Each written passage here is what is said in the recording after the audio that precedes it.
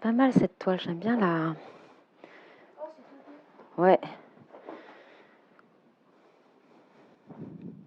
ça c'est pas mal aussi. J'aime bien, avec du orange, ça. Je me suis mariée avec un pâtissier, nous avons eu 3 enfants. Et puis il y a quelques années, la vie nous a séparés. Donc j'avais quitté cet univers de la décoration en fait, hein, même si je la gardais pour décorer les boutiques, les différentes boutiques où je travaillais avec mon ex-mari. Je me suis posée en me disant mais qu'est-ce que je voulais faire en fait? Qu'est-ce qui me passionnait? Et puis j'ai décidé surtout de me lancer, quoi, de me lancer et de créer ma propre ligne de linge de maison.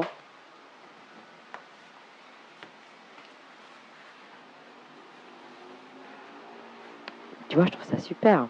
J'aime beaucoup les plumes, les velours, les motifs. Au Crédit Coopératif, je suis responsable du sociétariat et de la vie coopérative. J'avais envie de m'engager dans le secteur associatif depuis déjà quelques temps. Cette possibilité de s'investir dans une association entre midi et 2, c'est parfait pour moi.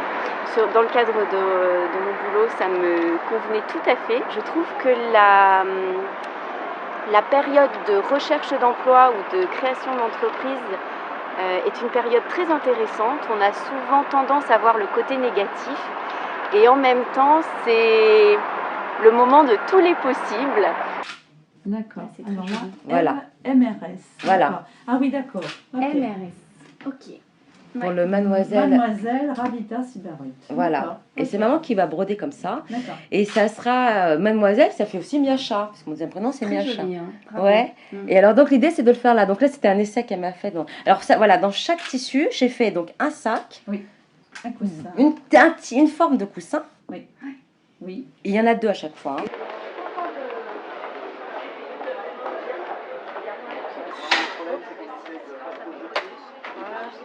Alors, je suis une ex-salariée du Crédit Coopératif à la retraite depuis 1 an et demi.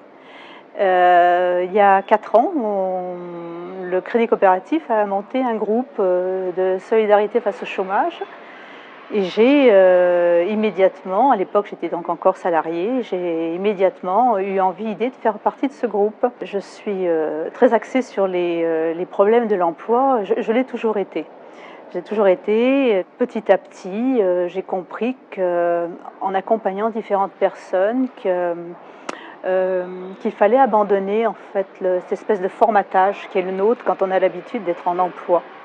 J'ai compris qu'il ne fallait pas avoir une exigence de rentabilité, que ce n'était pas du tout ça que les personnes accompagnées attendaient de nous, que c'était une compréhension, je dirais.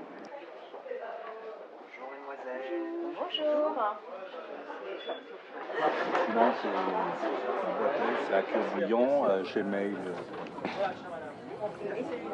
Et celui-ci, il est à 45.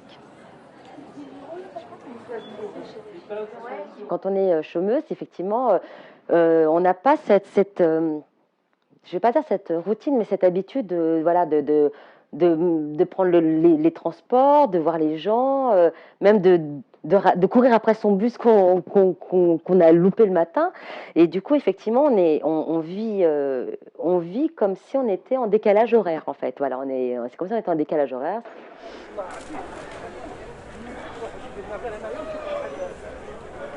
Et c'est là que Hélène et Bénédicte me sont très précieuses en fait, parce qu'elles sont justement, elles représentent ces personnes avec qui je peux échanger. Voilà, je peux échanger. C'est des personnes extérieures avec qui je peux échanger, je peux dialoguer ouvertement, sans jugement, parce que même si on dit le regard des autres, on s'en fiche, mais il est réel quand même. Il est réel. Dès le départ, en fait, Hélène et Bénédicte, ça a été comme des marraines qui ont vraiment...